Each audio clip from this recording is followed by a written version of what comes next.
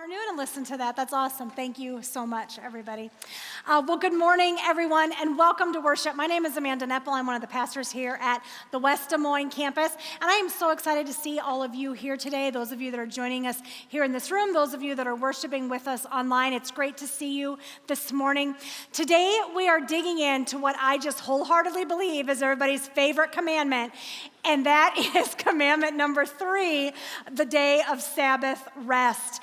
And listen, I say that because we just wrestle with it, don't we? I feel like there's a lot of the word should associated with Sabbath rest. And we're not really sure about why we should, how we should, why did God give us this commandment to take a day? What is all of that about? And so that's what we're going to explore today. Now, I need you to know, as we dig into this and go a little bit further here this morning, first and foremost, I need you to know, I do not always get this right. Just like every single one of you, I am a sinner who needs God's grace. And so as we continue on with this conversation today about Sabbath, we are all in the same boat, friends.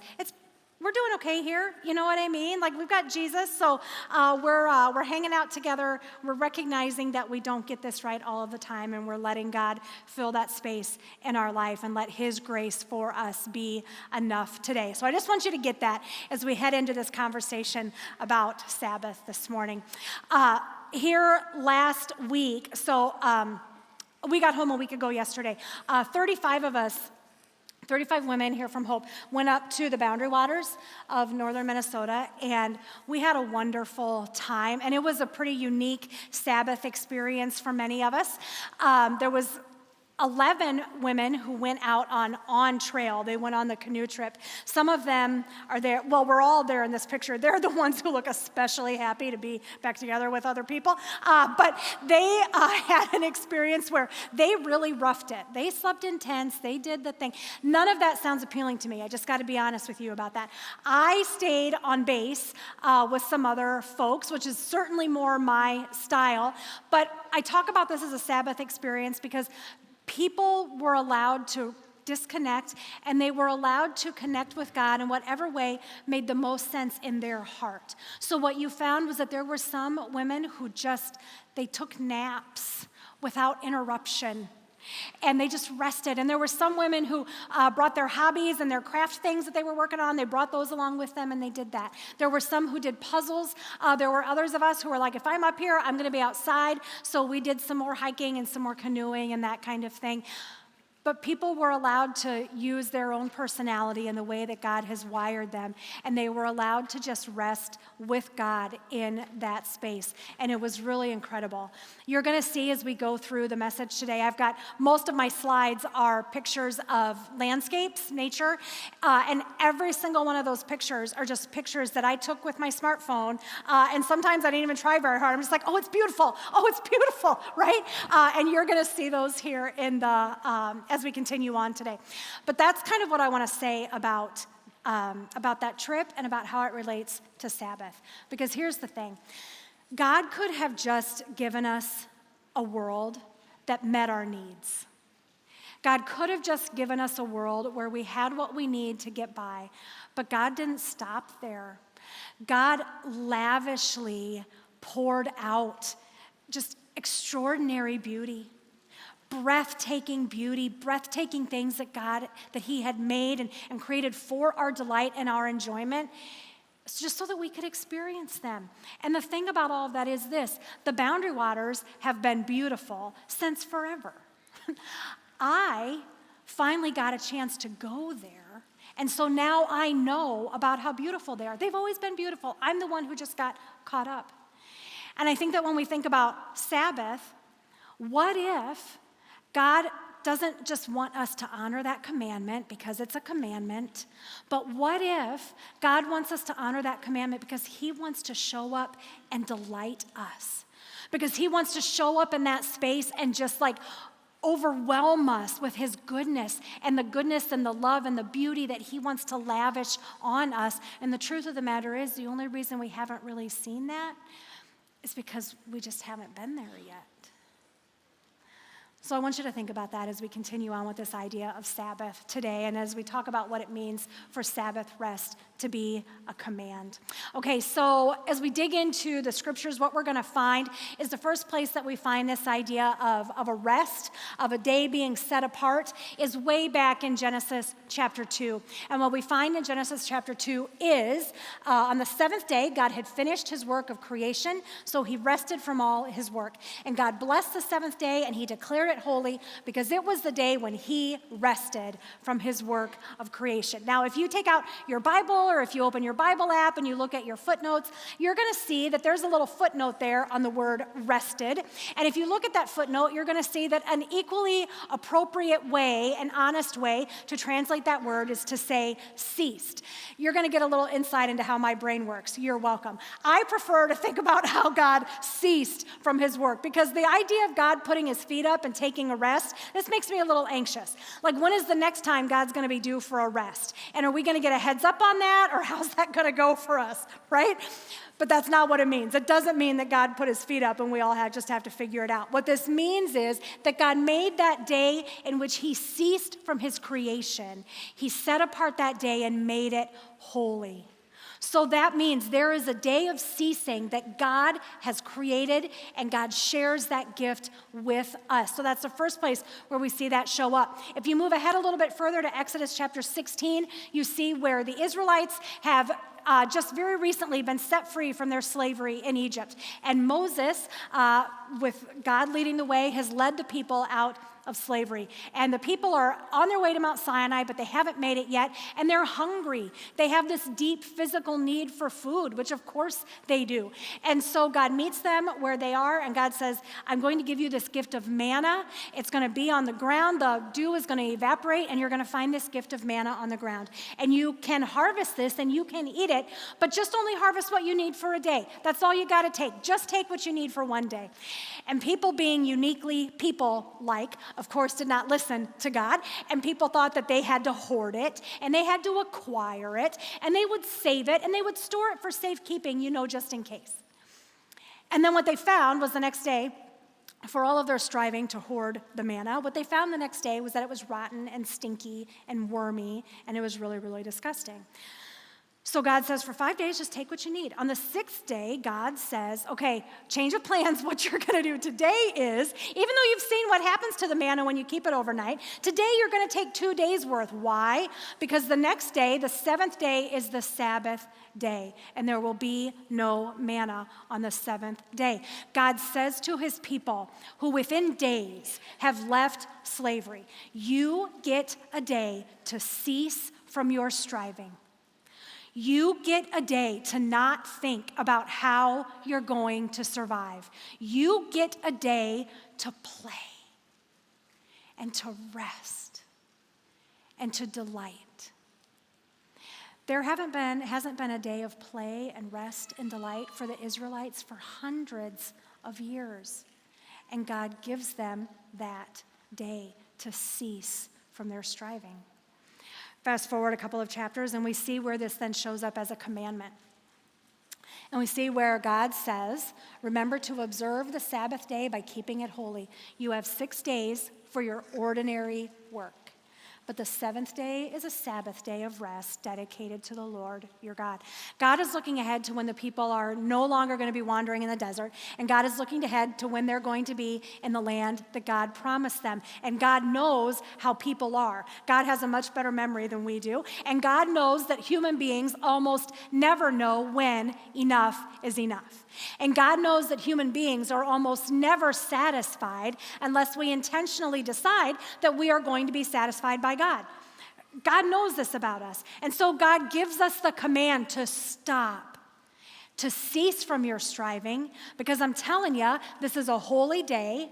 God ceased. You can cease from your striving and your work as well. And God knows that people are tricky. People are tricky. You know this about us. So he goes on to the second part of the commandment, and he says, and oh, by the way, you're resting, but you don't get to make other people do your work for you. They get to rest too. So you don't get to tell your sons and your daughters and your servants and the foreigners living among you, they're not going to do your work for you either. They also get to have a day off. Right from the very beginning, God sets this up that this is a day of rest. This is a day of ceasing. This is a day of trusting in God. This is a day of delight. And if you are in a position that you have responsibility over other people, it is your obligation to make sure that they have that opportunity as well. Why would God command this? Why does this make it into the Big Ten? Why is this so important to God? Because he knows us. Because he knows how we are. Because he knows our inclinations. And he knows that what we need more than anything is to cease and to be told to rest from all of the things that we're working on so hard, from all of the things that get to define how we believe we're doing in life. And God says, you are going to take a day and be reminded that you are my kid. You're going to take a day and be reminded that my grace is sufficient for you. Because that's what you need to be reminded of. You get a whole day where you get to play in that truth that you are enough. Not because of what the world says about you, but because of what God says about you. It's incredible when you think about it, that God would go to this much trouble to make sure that we knew that. I think in our modern existence, we kind of come into this place where we think, it was probably easier for people to rest back when the Israelites were doing their thing. Or it was easier for people to rest when the world wasn't so complicated, when there weren't so many ways for us to be distracted.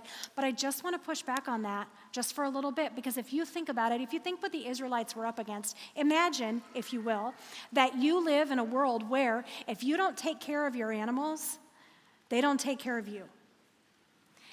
If you don't plant, you don't harvest. And if you don't harvest, you may not eat. Can you imagine being an Israelite and the people who live all around them are looking at them, and maybe it's rained for a few days, they haven't had the chance to plant, and now there's a really beautiful day that is perfect for planting, but it's a Sabbath day, and so the Israelites are resisting that day, and the people around them are going to be saying, what is wrong with you? Dog, get out there and plant. Or don't come crying to me when you're hungry, because I'm not going to help. I mean, when your very existence depends on the work that you do, then this idea of allowing God to provide for you takes on a whole different meaning, doesn't it? We don't really know what that's like. So, yes, Sabbath is difficult, and it presents some unique challenges in how we approach that, but let's not pretend that it's ever been easy for anybody. We don't have a unique card that we get to play like it's just so hard now, God, I can't. We don't have that. But I do want to spend just a little bit of time then understanding then, we're going to dig into this. How does one actually remember the Sabbath and keep it holy? How do we do that? I had the opportunity to grow up in the church, and that was a blessing in my life. I didn't always see that as a blessing at the time, but I do now. But for myself, I would just like to say that here's the thing. In my mind, as a kid, I'm not saying this is accurate. I'm saying this is how it worked in my mind, and we've already discovered that that's a little wonky in there. So, in my mind, Sabbath was synonymous with church, which was synonymous with the worst morning of the week. Because, I have a brother and a sister, and getting everybody out the door and, on the path, and getting everybody to the same place. We lived really, out in the country, so it was a 15-minute drive, and there were many mornings, by the time we got to church, everybody's just mad, and that car ride is silent. Now, maybe in hindsight, maybe that's how my parents wanted it. Maybe this was all part of their master plan. I have absolutely no idea. But I don't have memories of this idea of Sabbath as a young person being particularly restful or restorative. So then fast forward a little bit, and I grow up, and like many of you, I made an interesting life choice. And that interesting life choice was I had children. And here's the thing. Parents of young kids, I'm talking to you specifically right now, parents of young kids. It feels hard because it actually is. It's not that you're doing anything wrong. It's not that some people have this figured out in a way that you don't. It feels hard because that's what it is. It is difficult. Your kids who you love and you would walk through fire for them. They don't care one bit how you're doing. They just don't. My kids, when my youngest was born, my oldest was 6, and then there's number 2 and number 3, and then there's number 4. And so that's one thing, that they were 6 and under, but then there was a 3-year gap between number 3 and number 4. So that means that at one point we had a 3.5-year-old, an 18-month-old, and a newborn. And I'm not here to say anything about that besides, because of that experience, I get it.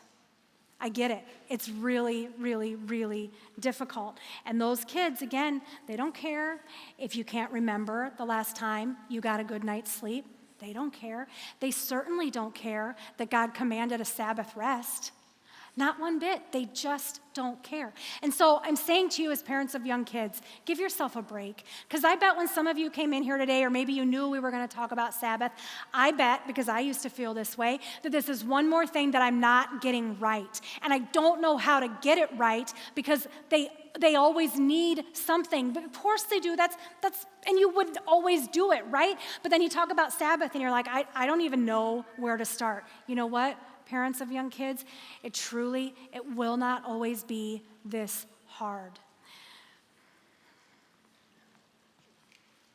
It will be hard in different ways.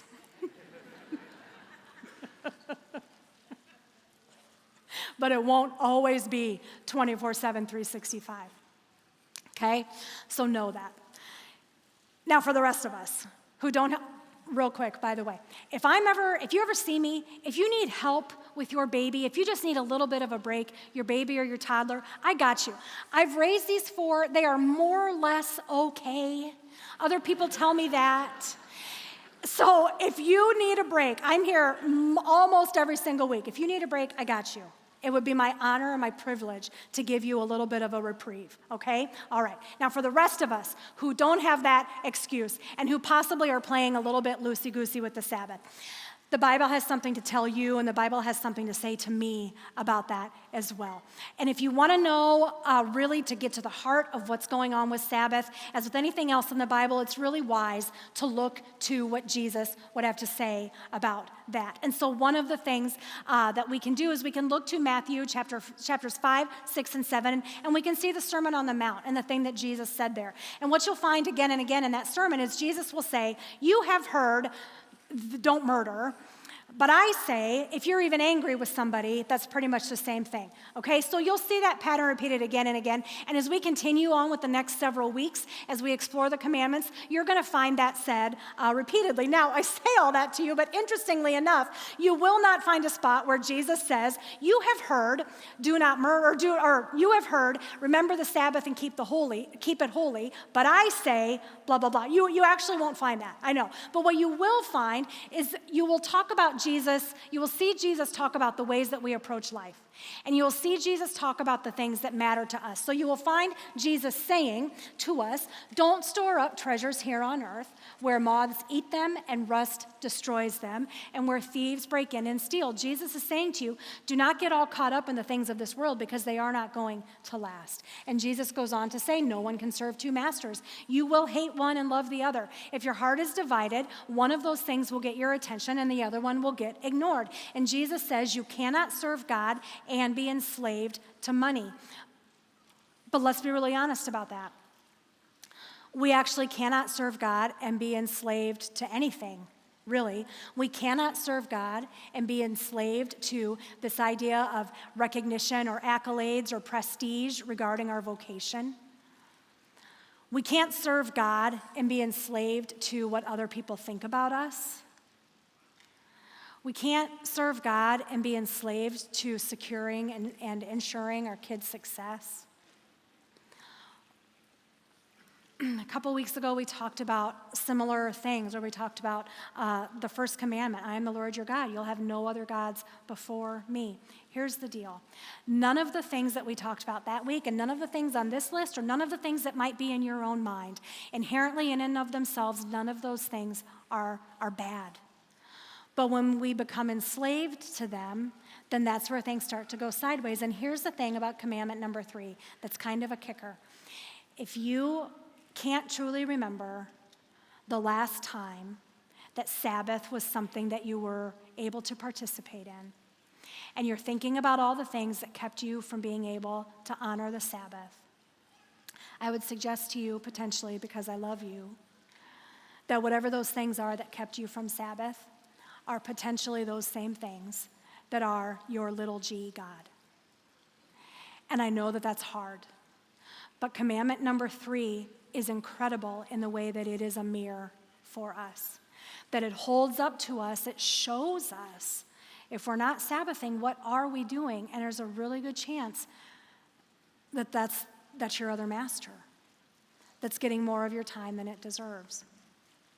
Grace abounds. That's where we started, remember?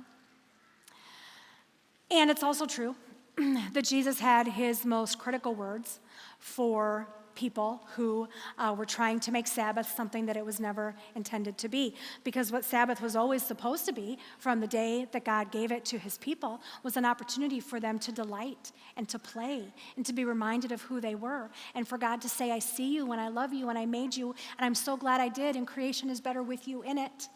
Let's hang out together, let's be friends. That's what it was always supposed to be. But there were people, the religious leaders, who had taken this boundary, this play area, if you will, and they had closed the walls in so tight that now it's not a play area anymore, it's a prison. And the religious leaders were hassling Jesus because the disciples were harvesting on the Sabbath day. They were walking along, they were hungry, and they took a couple of grains of wheat and they ate them. And the religious leaders are like, what is even wrong with you, Jesus? And what's wrong with your disciples? They're not even honoring the Sabbath and keeping it holy. And Jesus is like, you guys, the point is somewhere miles over there. The point of the Sabbath is not dotting the I's and crossing the T's and making sure that you get it exactly right. The point of the Sabbath is it was made for you, human being, because you need it. And the God who creates you knows how much you need it. So for each one of us then, what we have to do, what we're invited to do is to go to God and say, okay, God, how are we working this out? What is Sabbath? What is Sabbath between you and me? What does it look like for us to hang out together? What does it look like for me to focus for a period of time on how awesome you are, how you have kept every promise? What does it look like for me to hang out with you and spend time with you in that way? And so that's what we want to look at for just another second. We're going to go back to that question. How exactly does one remember the Sabbath and keep it holy? I want to say one of the other things that makes Sabbath difficult is it's just hard to know if you're doing it right. Isn't it? Like it's pretty clear if you're not murdering someone. You know? It's pretty clear if you're not having an affair. But what does it look like? How do we keep the Sabbath? How do we do that correctly? That's what we're going to talk about. Last night, I kind of apparently skipped over this part because I had a lot of questions after the service. Can I do it this day? Yes, listen, you can Sabbath on Sunday. You can Sabbath on Friday. You can Sabbath on Monday. You're getting the pattern, yes? You can start your Sabbath at sundown on one day and end it at sundown on the next day. That's the Jewish tradition of keeping the Sabbath. That's totally great. That's totally cool. The thing is, as you think about this, like I Sabbath on Friday, and so sometimes you may find yourself in a position where you actually have to work kind of hard on Wednesday and Thursday so that you can completely disconnect on Friday. You can imagine my conundrum. When I got back from the wilderness escape, I knew I was preaching this weekend, and I really wanted to be able to talk with you about Sabbath with integrity, so I had to work really hard on Wednesday and Thursday so that I could actually Sabbath on Friday so that I could preach about it this weekend, right? You might have to do that. It's not anti-Lutheran to work hard a little bit to get ready for your Sabbath day. But sometimes that's what it requires. I had somebody ask yesterday, can I do 4 hours here and 6 hours over here?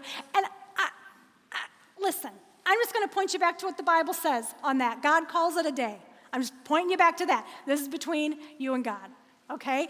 The other thing is somebody said, what if I'm doing my hobbies? Is it okay for me to do my hobbies on my Sabbath day? Well, first of all, it's going to depend on what your hobby is, as long as it's not opposed to God. I assume that it's not, but I just feel like I need to say that. But like I said, when there were the women at the wilderness escape, we did that, our rest, in different ways. I have friends here at work who save a lot of their gardening and their outside tasks for their Sabbath day, because for them, those tasks give them life and they give them joy, and they are absolutely communicating with God. And for them, in working in the dirt, it reminds them of how God is continually caring for things, the most minute of details. Now, for me, that would not be Sabbath.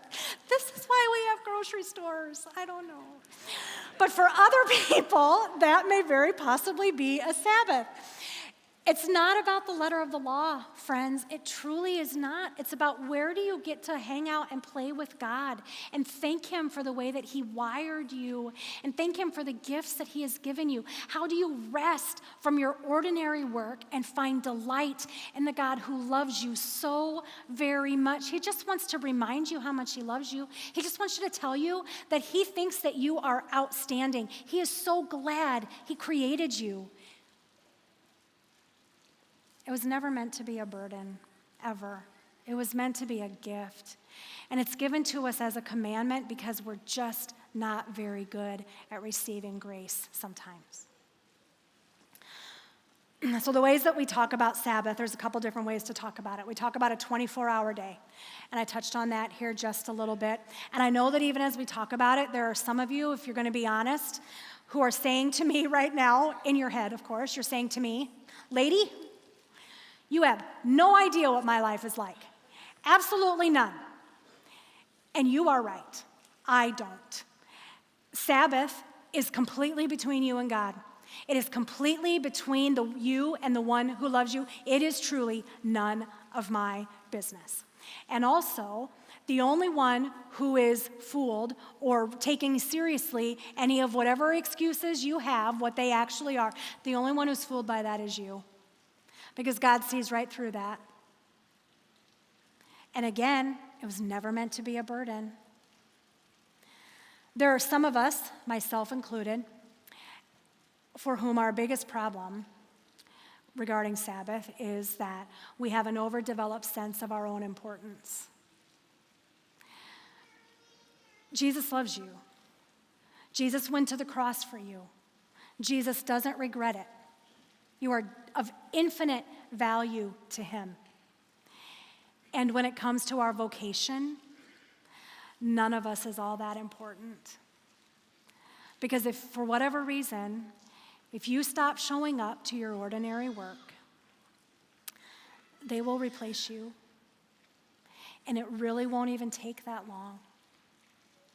And before you know it, there will be somebody there who doesn't even remember when you were there. You are of infinite value, but vocationally, none of us is all that important. Understand that this desire that we have, this drive that we have to move things forward, to build upon what's been done, maybe to start something completely new, to restore things, to leave things better than they were when we found them. Understand that this drive that every single one of us has in some way, shape, or form, this was given to you by God. Way back when God created human beings and when God breathed His breath of life into human beings, that is the thing that separates us from every other creature that God created, is that we share with God this creative impulse. When I say creative, don't let that limit you to works of art. It certainly can be that, but I just mean the drive to do things, the drive to matter. We all have that in us, and it comes to us by God. When Adam and Eve were in the garden, God said, guess what you guys get to do? You get to take care of this beautiful place. This is your vocation. This is your call. Everything here is yours, and you get to tend to it. Isn't that incredible? And it was, and it should have continued to be that way. But just like everything else, when sin got into the world, it took that good gift of work that God gave us, and it twisted it. And so now that good gift of that drive, that ambition, that desire to matter, that desire to leave things better than you found them, all of a sudden now it becomes a thing that can so easily take over everything in our lives. It was never meant to be that. And the thing is, a 24-hour day of rest, honoring that Sabbath command, is one of the easiest ways to be reminded that you were never meant to have to strive. You were always intended to find delight in what you do. You were always intended to find delight in God. And God continues to find delight in you. He now, through this commandment, invites you into that space. So that's the idea of the 24-hour day. There are other ways to think about Sabbath, and I want to talk about some of these with you here for just a little bit. These aren't substitutions for that, but these next things that we're going to talk about, I think, are ways that we get invited in to Sabbath, where we see God show up in ways when we let this space be, where we kind of pursue some of these things. We get to see how God shows up in different ways, and it draws us in and draws us deeper into Sabbath. So the first thing that I want to talk about is the opportunity and maybe the need that some of us have, if we're not really too sure about Sabbath, is to get out of your comfort zone. And friends, the further you can get out of your comfort zone, maybe the better. This is 2018, and I had an opportunity to go to Ghana and hang out with Pastor Sam, who's here today, and some of our other partners from Globe Serve, and it was incredible. Here's what I want you to understand about this. There's so many ways that it was incredible, and I have never, in all of my born days, had less control than I did over my life, such as it is, when we were on our trip to Ghana. I went where they told me. I ate what they gave me. I literally just, wherever the bus was going, that's where I went. I didn't really have to make any decisions. I had absolutely no control over any of it. And it was the most peaceful week-ish of my entire life, and it isn't even close. There's something about absolutely knowing that you have no control. You have absolutely no influence on the circumstances around you, and you are in a position absolutely completely where you depend on God to do what God can do. And like I said, I was more rested that week than I've ever been, strangely. There was more peace in my heart that week than I can remember from any other time. There's also something else about putting yourself in a position like this, whether it's through Globe Serve or Child Voice or any of our mission partners, particularly in countries where poverty is the norm. I am not at all trying to romanticize poverty, not one iota. And it's also true that when you get yourself in a situation where all of the things that we take for granted that make our lives work, all of the things that make it so that if we're honest, we actually don't have to rely on God at all to get through the day. If you take all of those things away, which is what happens when you get on some of these trips, either those comforts do not exist or they don't work very well. And then you find yourself in a position where you are required to rely on the God who is ready and willing and able to work everyday miracles on your behalf. Until you get into that place where you absolutely have nothing but God to smooth that path for you, when you get to that place, you're able to see it in ways that you are not able to see it in the world of Amazon Prime. I'm sorry, but we're just not able to see that the way we get to see it when we get away from that. So getting out of your comfort zone is a huge way to just pause, to reflect on who God is and what God has done for you. Our missions team has put together a video to help us kind of see this a little bit more clearly. Let's take a look.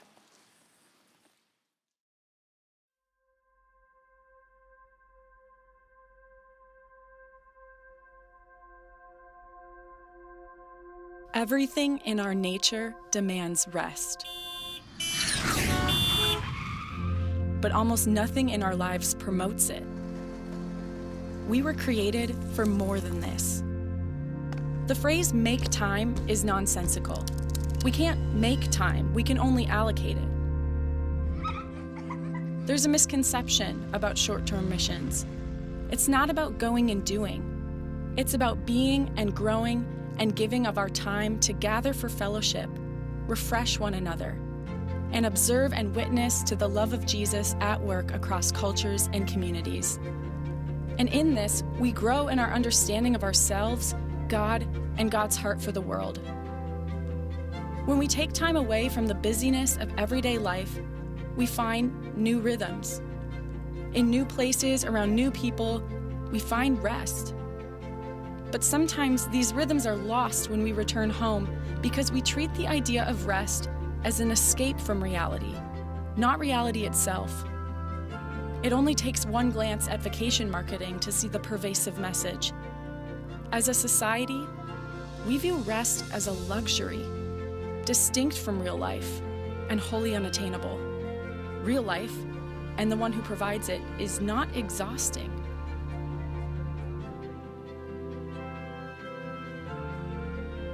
Like a vacation, a mission trip will end. But what do you take with you when you leave in exchange for your time? Not just souvenirs or photos or even the sense of accomplished work, but the relationships, the joy, the peace.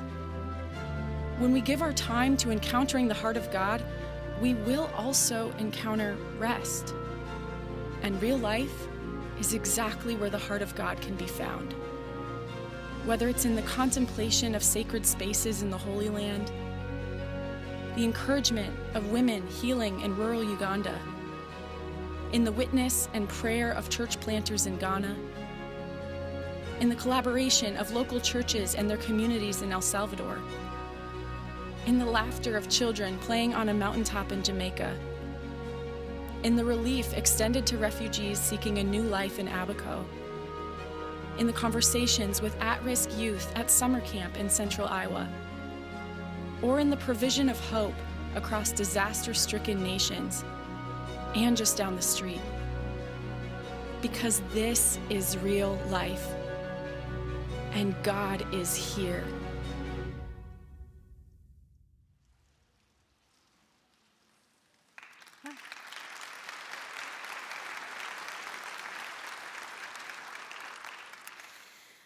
Did you catch that line there in the middle where Shannon said, real life and the one who provides it is not exhausting?